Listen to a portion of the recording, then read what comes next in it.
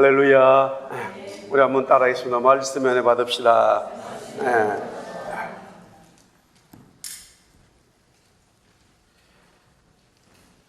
피아노를 치는 사람을 피아니스트라고 불러요. 열심히 이제 그 피아노를 공부를 하고 훈련을 하면 점점 그 피아노에 이제 빠져 들어가게 됩니다. 피아노 곡을 연주할 때마다 너무 좋아요. 피아니스트가 되는 것이죠.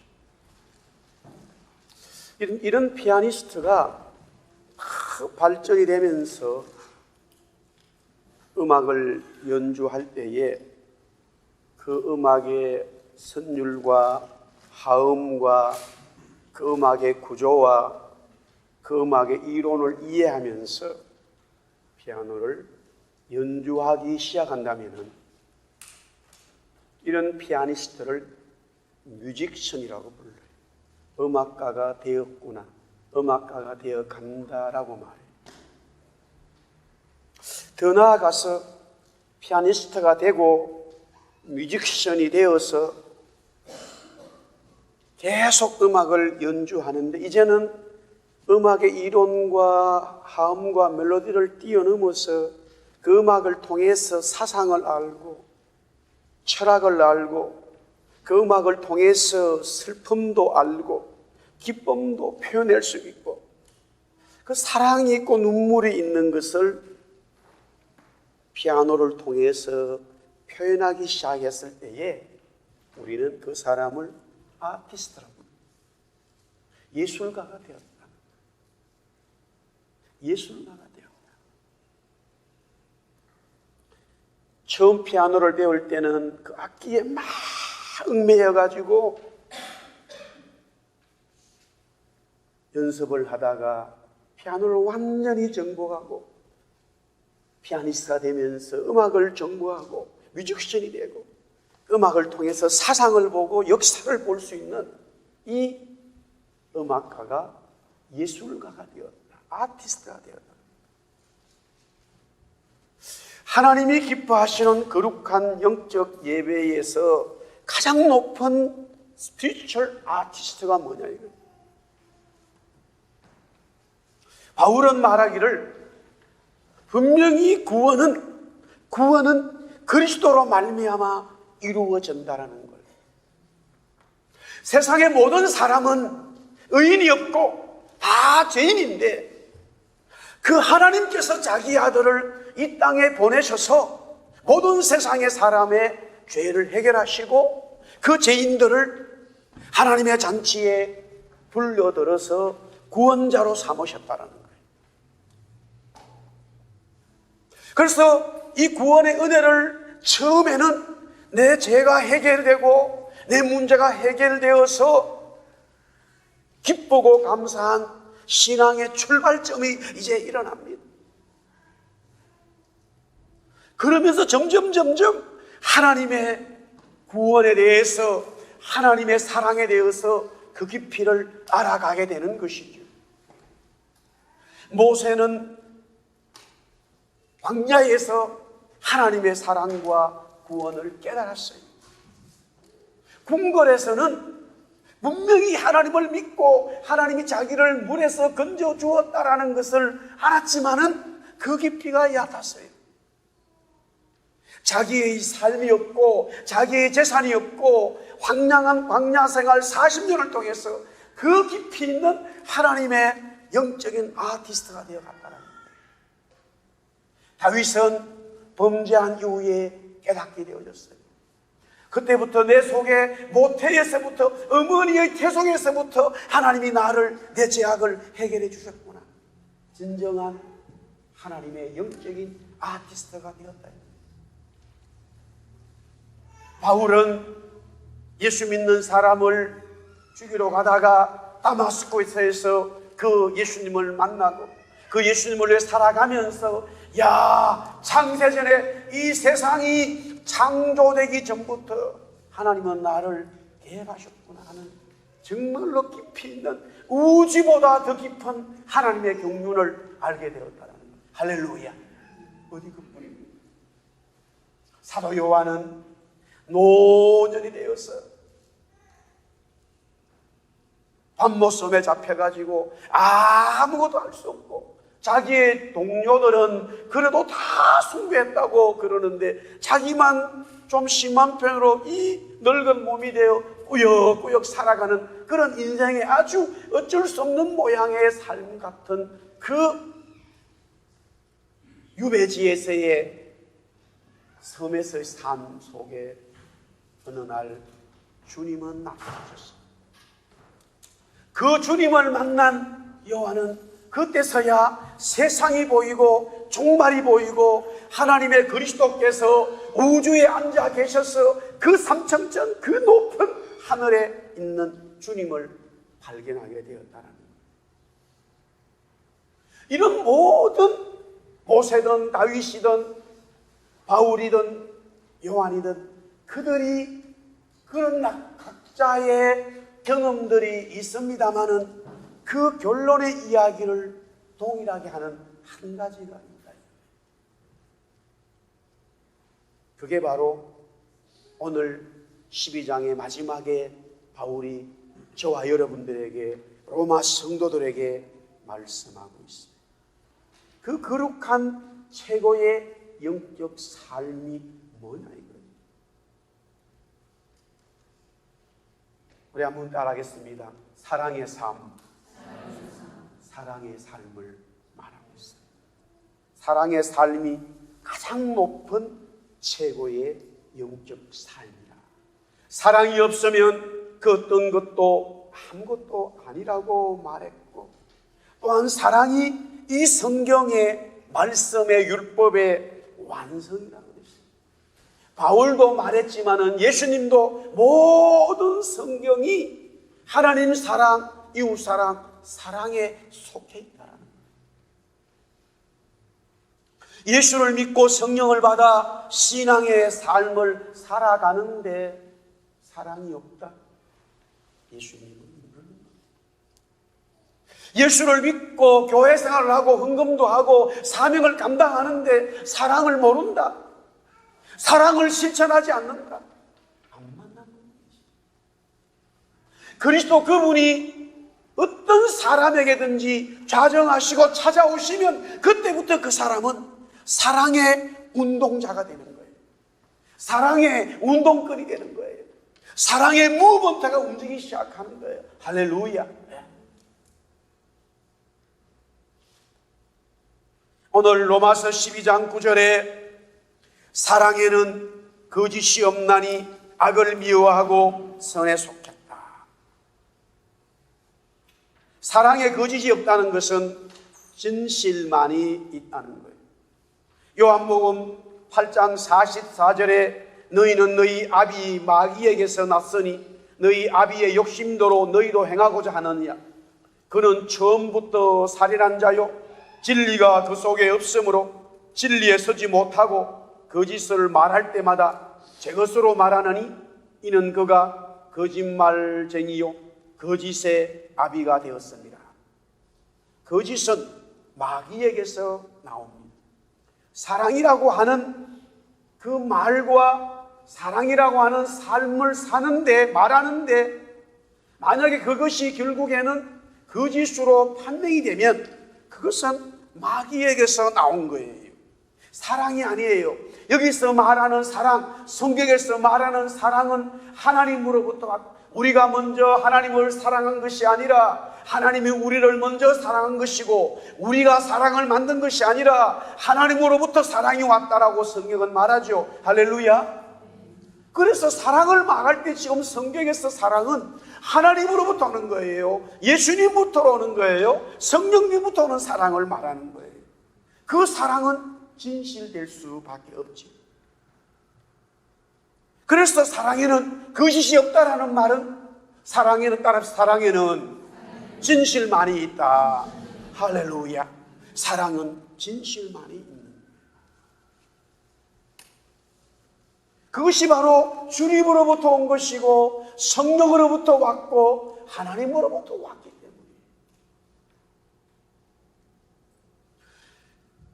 구원을 받은 하나님의 사람이 성령을 알고 이 땅에 살아가는 거룩한 영적인 산재물, 영적 예배죠. 하나님 앞에 그렇게 살아가야 될 사람들이 가장 최고의 영적인 아티스트가 되는 것은 바로 사랑의 삶인데, 그 사랑의 삶 속에서도 우리 한번 따라하겠습니다. 원수를 사랑하라. 원수를 사랑하는 삶이 사랑 중에서도 최고의 영적인 삶의 클라이막스라는 거예요.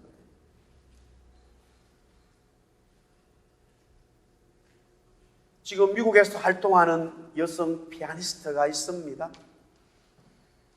집안이 부유했고 그렇기 때문에 일찍이 피아노를 배웠어요. 미국에 유학을 왔어요. 공부를 하면서 콩쿠르에 막 젊은 나이에 했어요. 서울대학교의 교수가 된 거예요. 그렇게 아이들을 가르치고 있는데 무언가가 그 피아노를 연주할 때마다, 가르칠 때마다 자기의 마음에 좀 무언가가 부족한 것 같아요. 그 고민을 하다가 어느 날 서울대학교 음악대학 피아노 교수를 내려버리고 다시 미국에 와서 그동안에 학교에 있다 보니까 연주를 많이 못했다 이거예요. 세월이 많이 흘러버렸어요. 이미 옛날에 자기가 좀 콩쿠르에서 연주했다라고 하는 정도예요. 하루에 24시간 중에 막 20시간씩 다시 피아노에 앉아서 연습을 하면서 생활에 어려움이 왔어요. 아버지가 돌아가셨어요.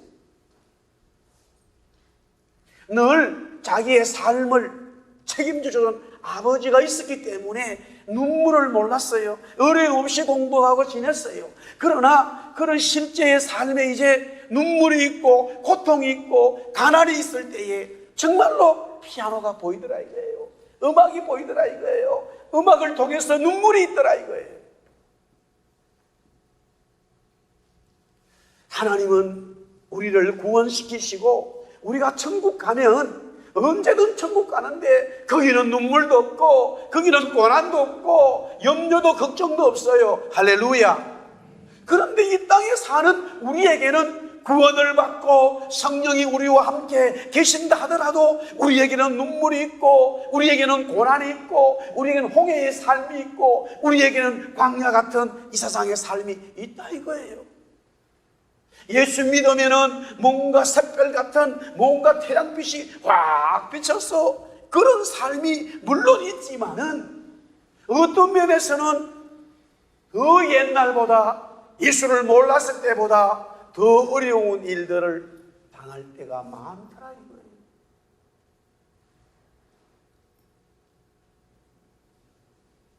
지금 우리 교회에서 세 분의 선교사님을 파송했잖아요.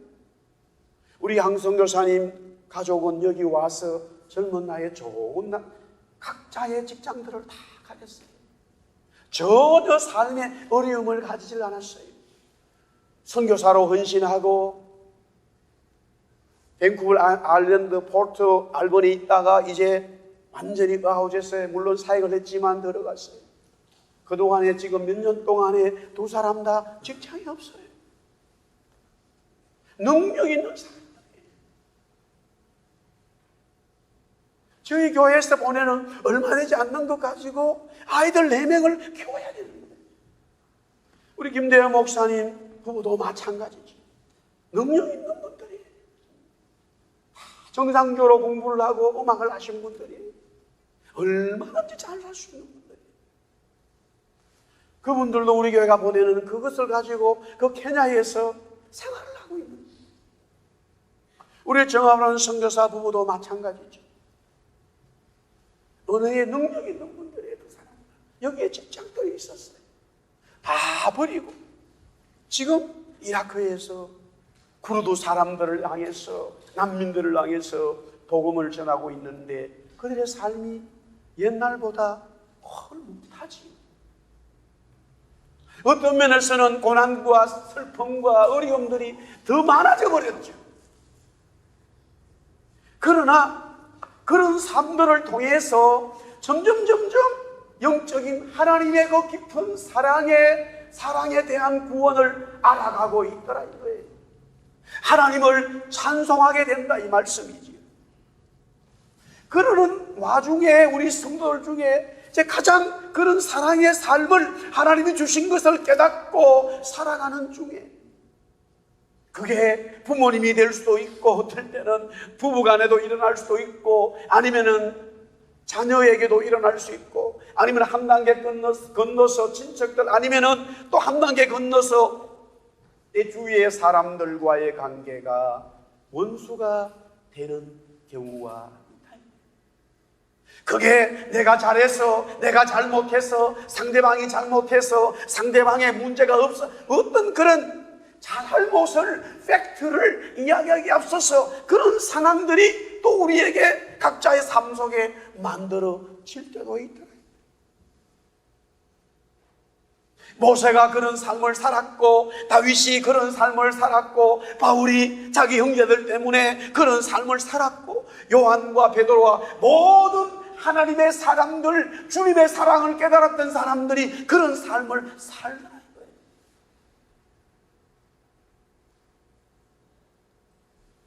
그들의 기도가 하나같이 하나님 왜 이런 삶을 나에게 주셨습니까? 라고 기도하지 않더라. 왜? 정말로 하나님이 원하시는 이 땅에서 삶, 그 사랑인데 하나님이 나에게 주시고 성령께서 나를 인도해 준 그 사랑에 대한 그 맛을 내가 제대로 느끼려면은 원수를 사랑하는 내 삶이 나와야 된다.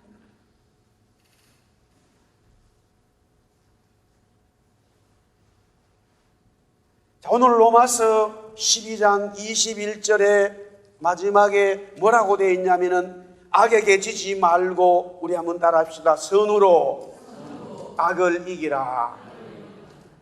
여기서 선으로 악을 이기라는 것은 사랑으로 악을 이기는 것을 말합니다. 왜냐하면은 이미 사랑에는 거짓이 없고 악을 미워하고 사랑이 선에 속했다고 이미 9절에 말씀하고 있어요. 그래서 오늘 21절에 선으로 악을 이겨라 라고 하는 것은 사랑으로 악을 이겨라 라는 말이에요. 그렇다면 어떻게 하는 것이 선으로, 즉 사랑으로 악을 이기는 삶을 살 수 있을까? 오늘 로마서 12장 14절에부터 먼저 15절 우리 같이 한 번 더 큰 소리로 같이 읽읍시다. 14절 15절 다 같이 시작. 너희를 박해하는 자를 축복하라. 축복하고 저주하지 말라. 즐거워하는 자들과 함께 즐거워하고 우는 자들과 함께 울라. 박해하는 자는 악을 나에게 행한 자예요. 그런 자기 때문에 나와 원수가 됐어요. 그 원수된 박해하는 자를 오늘 말씀 보니까 축복을 하고 저주를 하지 말라는 거예요. 이것이 바로 사랑으로 악을 이기는 삶이에요. 박해하는 자가 즐거운 일이 있으면 함께 즐거워해주고, 또 그 박해하는 자가 가해자잖아요. 슬픔을 당했다. 가서 함께 울어주라는 거예요. 선으로, 사랑으로 악을 이기는 삶이죠. 악을 베푸는 자에게 나쁜 일이 있을 때 함께 기뻐주고, 슬픔이 있을 때 함께 슬퍼할 수가 있는 거 쉬운 일이 아니에요. 대부분 못합니다. 할 수가 없어요. 그러나 한다면은 선으로 악을 이기는 최고의 사랑의 삶을 깨닫게 되는 것이죠. 그래서 로마서 오늘 12장 17절에 보니까 아무에게도 악을 악으로 갚지 말고 모든 사람 앞에서 선한 일을 도모하라. 또 계속해서 강조하고 있습니다. 자, 여기서 박해하는 자, 즉 나와 원수가 된 자예요. 오늘 로마서 12장 19절에서 20절 말씀인데 우리 이 말씀 다시 한번 읽으면 좋겠습니다. 19절 20절 굉장히 중요해요. 시작. 내 사랑하는 자들아 너희가 친히 원수를 갚지 말고 하나님의 진노하심에 맡기라. 기록되었으되 원수 갚는 것이 내게 있으니 내가 갚으리라고 주께서 말씀하시니라. 내 원수가 줄이거든 먹이고 목마르거든 마시게 하라. 그리함으로 네가 숯불을 그 머리에 쌓아 놓으리라. 자, 원수를 가해자단 말이에요. 나에게 핍박자지요, 박해자지요. 나와 원수가 되었어요. 그런데 그 사람을 축복해주고 저주하지 말고 그 사람이 좋은 일이 있으면 함께 좋아해주고 나쁜 일이 안 좋은 일이 있으면 함께 울어주라는 건데 왜 그렇게 해야 되느냐? 하나님께서 그 가해자, 그 핍박자, 그 원수를 하나님이 갚아주신다는 거예요. 내가 갚으면 안 된다는 거예요. 아멘. 우리 아멘 한번 해요. 일단은 아멘을 해야 돼. 아멘. 네, 아멘 해야 된다니까. 하나님이 갚으신다는 거예요. 우리가 갚지 말고 하나님이 갚으신다는 거예요. 그래요. 하나님이 갚으신다는 거예요. 근데 그 다음 말씀이 원수가 줄이거든 먹이고 목마르거든 마시게 하라. 그리하면 네가 숯불을 그 머리에 쌓아둔다. 얼핏 보면은 원수에게 먹을 것을 주고 원수에게 마실 것을 준다는 내용인데 그것도 어느 정도 이해가 됩니다만 사실은 이 말씀이 숯불을 그 머리 위에 쌓아 놓는다는 이 말씀이 해석이 안 되면 앞에 말이 사실은 죽어버려요. 이게 무슨 내용인가? 그 원수, 박해자, 가해자 그 사람의 머리에 숯불을 쌓아둔다는 거예요. 잠언 25장 21절 22절에 솔로몬이 말한 말씀을 바울이 인용을 했어요. 내 원수가 배고파거든 음식을 먹이고 목말라 하거든 물을 마시게 하라. 그리하는 것은 빈숯이에요. 빈숯. 이게 불이 붙어 있다 이거예요. 숯불이니까 빈숯을 그의 머리에 놓는 것과 일반이요. 여호와께서 네게 갚아주시리라. 여호와께서 갚아주신다는 말은 이미 나왔어요. 그러면 이 말씀이 무엇인가라는 거예요. 박해하는 자, 원수가 있는데 원수를 갚고 싶은 마음이 당연히 있죠. 여러분들과 저의 삶에 원수가 생겼는데 그 원수를 갚고 싶은 마음이 안 생기면 사람이 아니에요. 그건 사람이 아니에요. 그거는 하나님이야. 사람은 다 그 마음이 생겨요. 그런데 그 마음이 생기는데 그 마음을 어떻게 솔루션 하는가를 오늘 여기서 말씀하고 있는 거예요. 일단은 그 마음이 생기는 것은 어쩔 수 없는데 그러면 어떻게 해야 되느냐? 마침 원수가 공경에 처하게 되어 그 원수가 굶고 있고 그 원수가 목이 말라 마실 물이 없게 된다면 옳다 잘됐다 말이야. 나를 그렇게 못 살게 굴더니 이제 어디 네가 당해봐라. 이렇게 고소하게 핀잔을 줄 법도 합니다마는 여기 보니까 그 가해자 원수에게 먹을 것을 가져다 주고 목말라 하는 원수에게 마실 물을 주라. 정말 어려운 일입니다. 만약 이렇게 한다면 원수를 사랑하는 주님의 말씀을 이루는 최고의 사랑의 삶이 나타나는 것이죠. 이런 삶은 그 원수의 머리 위에 핀 숯불을 올려놓는 것이라고 했어요. 고대에는 화덕의 불을 완전히 끄지 않고 항상 약한 작은 불씨를 남겨두었다가 그 불씨를 이용해서 다시 불을 지펴서 사용을 합니다.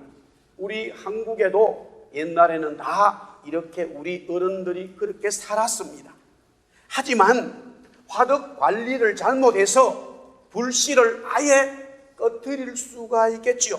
이럴 경우에 머리에다가 이 화로를 이고 이웃집에 숯불을 구하러 가야 되는 거예요.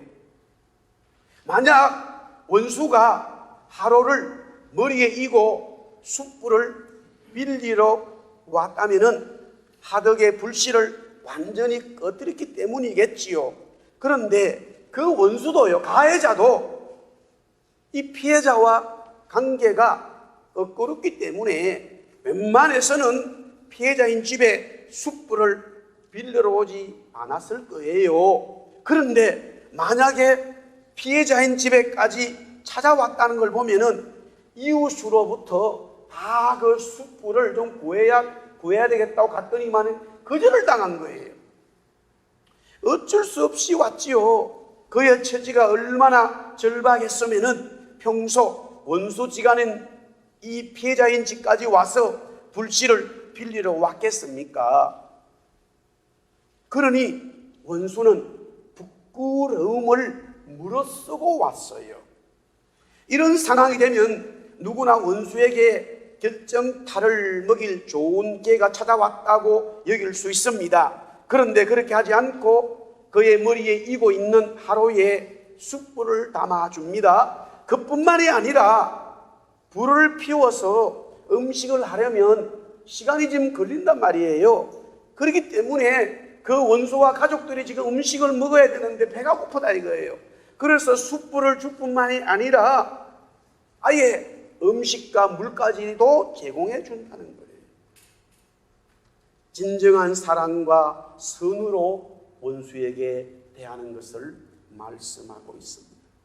이렇게 한다면은 하나님이 여호와께서 친히 그렇게 한 선으로 악을 대한 그 사람에게 보상해 주시고 복 주신다는 거예요. 그렇다면 이게 뭐냐?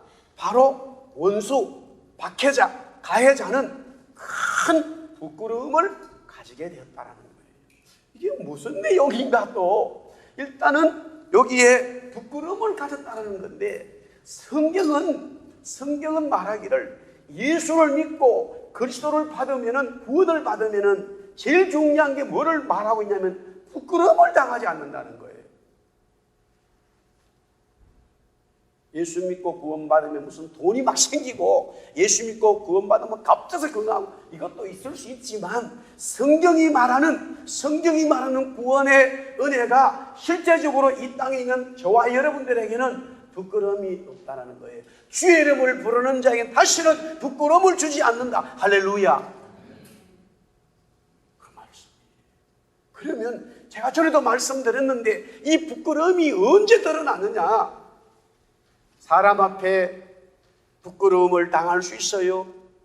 세상에서 부끄러움을 당할 수 있어요.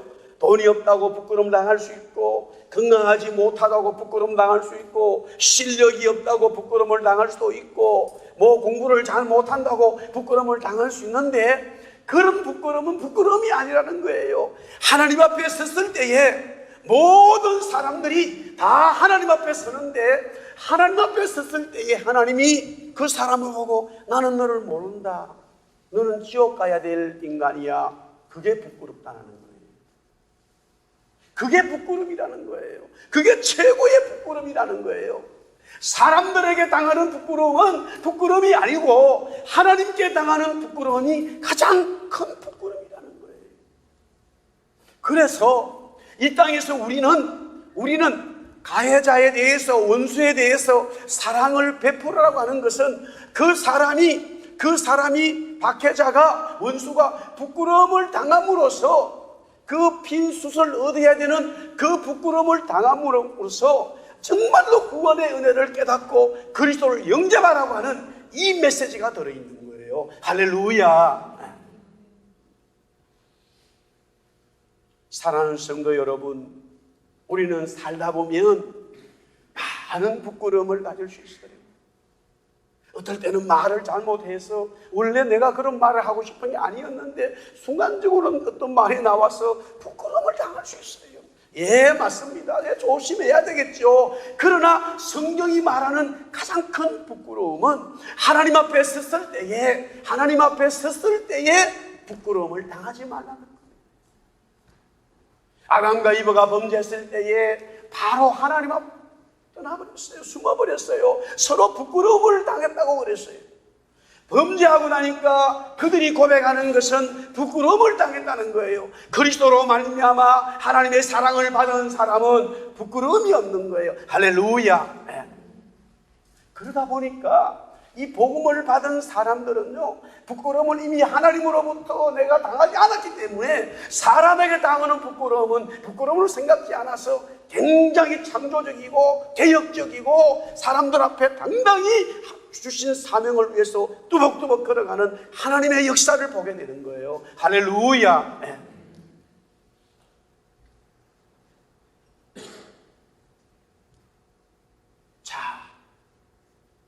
영적인 가장 높은 스피리추얼 아티스트는 사랑의 삶인데 그 삶은 사랑의 삶 중에서도 원수를 사랑할 수 있으면 그것이 가장 큰 삶이라는 거예요.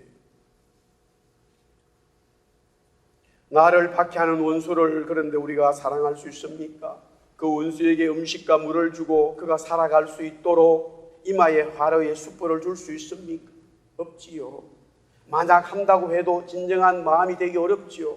그러나 하나님의 말씀은 그렇게 하라고 합니다. 할 수 없는 말씀이라면 우리에게 말씀하시지 않았어요. 그러나 이런 말씀을 우리에게 주신 것은 분명히 하나님의 성도들은 이 땅에서 원수를 사랑할 수 있다라고 주신 말씀이에요. 아멘. 아멘. 자, 오늘 로마서 12장 11절 말씀을 한번 볼까요? 11절 우리 한번 다시 11절 말씀 다 같이 시작. 부지런하여 겨르지 말고 열심히 품고 주를 섬기라. 여기에 같은 맥락입니다만은 주를 섬기라고 하는 것은 주님만을 섬기고 주님만을 사랑하는 말이에요. 왜 맞습니다. 그런데 열심을 품고라는 말에 우리말 성경은 좀 원어가 번역된 말이 하나가 빠져버렸어요. 이게 뭐냐면은 퓨뉴마라고 하는 성령에 대한 말씀이 빠졌어요. 영어 성경 NIV에는 보면은 spiritual flow라고 하는 이 성령에 대한 이야기가 있는 거예요. 그러니까 이게 뭐냐면은 열심을 품는다는 말은 내 열심을 말하는 게 아니라 성령의 은혜와 성령의 능력과 성령의 역사를 유지하는 그 상태에서 성령으로 내가 하나님을 섬기는 거예요. 할렐루야. 사랑하는 성도 여러분, 우리가 어떻게 원수를 사랑할 수 있습니까? 없지요. 그런데 그 성령이 저와 여러분 속에 충만하게 역사하셔서 성령이 말씀하시고 성령의 은혜 속에서 내가 원수를 만났을 때에 나는 육으로는 못하지만은 내 속에 성령님이 계시기 때문에 그 성령의 능력으로 그 성령의 은혜로 그 성령의 역사하심으로 원수를 사랑하게 됩니다. 그래서 하나님 섬기고 나가라 이 말이에요. 그렇게 살아라는 거예요. 사랑의 삶이 최고의 영적인 삶인데 그 사랑도 원수를 사랑하는 삶이야말로 사랑의 꽃이 아니겠습니까? 하지만 우리의 소욕으로는 불가능하고 성령의 능력으로 가능하지요. 성령의 은혜를 충만히 유지하고 있을 때 할 수가 있습니다. 그러하기에 당연히 성령의 능력을 유지해야 되는데 어떻게 성령 받은 그 성령의 은혜를 계속적으로 유지하고 그 능력을 발휘할 수 있을까? 오늘 로마서 12장 12절에 13절에 말씀하고 있어요. 12절 13절 다시 한번 읽습니다. 다 같이 시작. 소망 중에 즐거워하며 환난 중에 참으며 기도에 항상 힘쓰며 성도들의 쓸 것을 공급하며 손대접하기를 힘쓰라. 예, 우리가 이 땅에 살아가는 것은 눈물이 있고 슬픔이 있고 또 내 삶에 원수가 생기기 때문에 그것이 바로 환난이에요. 환난이 있다라는 거예요. 이 땅에 삶은 성도들에게는 환난이 있다 이 말이에요. 이 땅에 살아가는 성도들에게는 고난이 있다 이 말이에요. 참아야 돼요. 그 환난과 고난을 참고 소망을 가지고 바라보며 살아가는데 계속적인 성령의 능력을 유지하기 위해서는 그 고난 속에서 환난 속에서 참고 소망을 바라볼 수 있는 힘은 어디에서 오나? 성령에서 오지요. 그 성령이 유지되기 위해서는 오늘 보니까 기도에 항상 힘쓰라는 거예요. 쉬지 말고 기도하는 자에게 성령의 은혜가 샘솟듯 일어나서 환난 속에서도 박해하는 자 속에서도 그를 사랑하고 그에게 물과 그에게 음식을 줄 수 있는 이런 넉넉한 그리스도의 사랑, 하나님의 사랑이 발현이 된다는 거예요. 할렐루야. 그리고 오늘 여기 보니까 성도들의 쓸 것을 공급하면서 손대접하기를 십서라고 했는데, 평소에 가까운 우리 형제 자매들, 가족들에게 내가 자꾸만 대접하는 훈련을 해야 돼. 평소에 전혀 대접도 안 하는데 내 삶에 원수가 생겼어요. 국물도 없지요. 그렇지 않겠어요? 내가 평소에 연습을 많이 해야 될 거 아니에요. 연습을 해도 원수 만나면 어려운데 평소에도 아무것도 한 적이 없어요.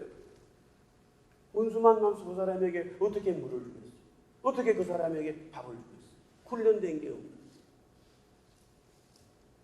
천국에는 우리가 죽어서 천국 가면 눈물도 없고 고난도 없고, 거기는 내가 저 사람 대접해야 되나 신경 쓸 일도 없어요. 너무 많아서 넘치죠. 이 땅에서 우리는 원수애들에게도 사랑을 베풀어야 되는데, 그런 일은 평생에 몇 번이, 한 번 있을까 말까, 없을 수도 있단 말이에요. 아니, 한 번, 두 번으로 보통 좋게요. 그러면 평상시에는 내 주위의 가족들이에요. 내 주위의 친척들이에요. 같이 예배하고 신앙사는 형제 자매들이에요. 그들을 사랑하고 그들을 공개하는 이 훈련의 삶이, 이 공개의 삶이 있어라는 거예요. 할렐루야. 그럴 때에 원수의 삶이 생겼을 때 그 사람에게 축복해 줄 수 있어요. 그 사람에게 복을 빌어줄 수 있어요. 그 사람에게 물을 줄 수가 있어요. 그 사람 어려울 때 같이 울어줄 수 있단 말이에요. 할렐루야. 말씀을 정리하겠습니다. 바울은 구원받은 하나님의 성도들이 이 땅에 살아가면서 최고의 영적인 예배, 거룩한 산, 제물이 되어서 하나님 앞에 나아가라고 말씀하고 있습니다. 그 삶의 중심에는 바로 최고의 영적인 삶은 사랑을 나타내는 거예요.